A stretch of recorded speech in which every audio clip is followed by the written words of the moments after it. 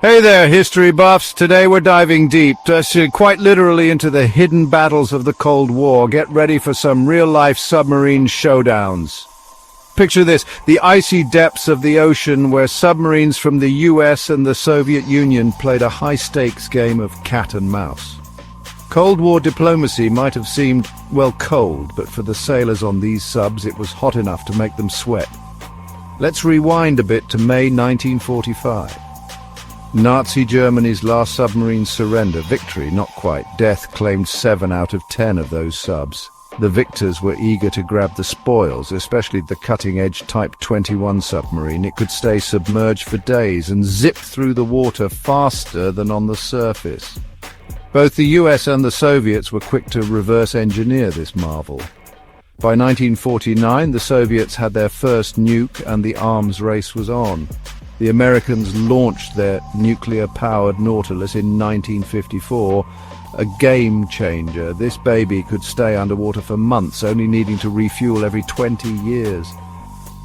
Imagine life on board, almost luxurious except for the looming threat of nuclear war. The Nautilus, surfacing at the North Pole, was a nightmare for the Soviets. It was invisible and almost immune to sonar. Talk about a strategic advantage. But both superpowers weren't just building subs. They were also perfecting the art of deterrence. They needed to make sure they could strike back if attacked. Fast forward to the 1960s.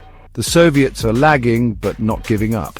Their first nuclear sub, K-3, wasn't perfect, and safety, well, that was a low priority. The mission came first, even if it meant sacrificing lives. K-19, nicknamed Hiroshima, faced a catastrophic reactor malfunction. 8 brave men entered the reactor compartment for emergency repairs, knowing it was a death sentence. Their heroic actions saved the crew, but at a terrible cost. As tensions escalated, both sides pushed their technological limits. The Americans placed microphones on the ocean floor to detect Soviet submarines, making it almost impossible for any Soviet sub to move undetected. Meanwhile, the Soviets struggled to keep up. Then came the spy games. American subs, equipped with special vehicles and divers, conducted daring espionage missions. They even tapped Soviet communication cables on the ocean floor. The stakes were high and the risks were real.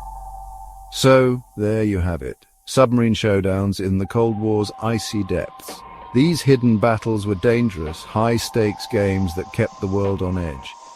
If you enjoyed this dive into history, smash that like button and subscribe for more fascinating stories. Thanks for watching. Catch you in the next one.